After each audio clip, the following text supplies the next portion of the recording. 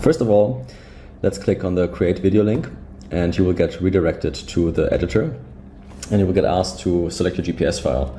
Right now we do support KML and GPX files, so just select a file from your computer and the upload will start, and that's it.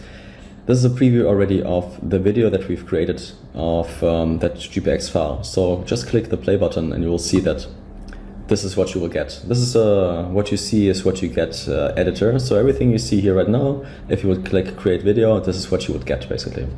But let's not stop here. Let's stop this here and let's play around with the settings for a bit. So for example, I want the surrounding mountains to, I don't know, be more focused. So let's tilt the camera a bit more, maybe to 60 degrees. We can do this here. Let's go to 60.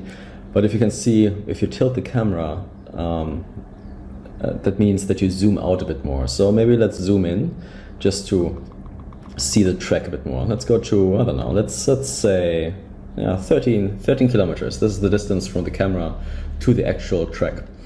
And sometimes because of angles and how the world is shaped, you need to readjust the camera just a tiny bit. So for this, you have the camera fine-tuning down here. So let's just play around with it for a bit. Yeah, that looks great. And let's start from the beginning. You can click this button and you will jump back. Let's click play. As you can see now, because of the tilting, it's a bit behind the mountain, right? So let's just play with the angle here. This is the start angle of the camera, so you can turn it and you will start the video just like this. And you will not be behind the mountains anymore, but you see the surrounding mountains here. All right. If you want to speed up the video, you can always change the duration of the video here. The default settings is 30 seconds, but you can always go up to a minute or less. Let's go to 45 seconds to make it even a bit slower. All right, so next step, let's add a smooth camera animation around it. So if I go down here to the camera flight and say, for example, a rotation speed of times 0.5, that means you will have a rotation towards left of 180 degrees. Okay, you can always use the slider down here, this is the video slider, to see how the camera behaves. And as you can see, if I play again, you have a slight rotation of the camera towards right. Right? You can always speed up again, let's say 25 seconds, and you will see that the video is faster. All right, looks great. Let's go back to the very start and maybe let's add like an intro animation to make it a bit more engaging. So down here you have intro animations, which are disabled by default, but let's just enable it. And by default, you will have a 3-second intro and it starts at a 100-kilometer height. You can play around with this. If you need more, press here and you can zoom out all the way, of course. But yeah, let's go with 100 kilometers for now.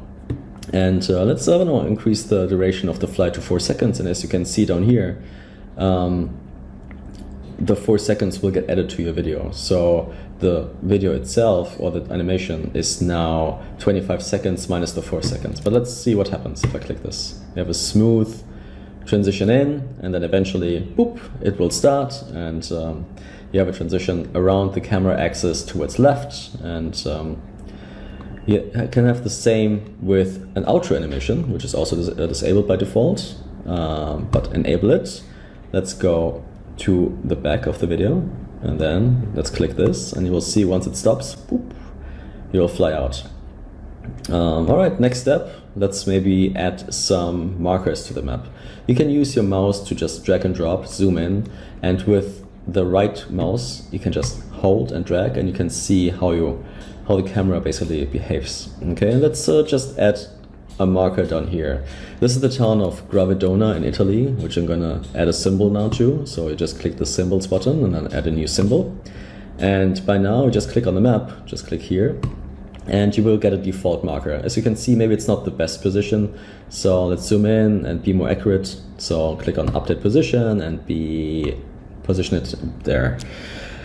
Now you can choose between tons of presets that we've made. So it's like lots of presets of different kind of markers, different shapes, different, yeah, just play around with it. Arrows on the left, right. But for now, I'm just gonna add like a small point of interest, like for example, like this one, and the marker will be here, and I'm gonna say this was the town of Gravedona, and you see as it is now always visible from everywhere.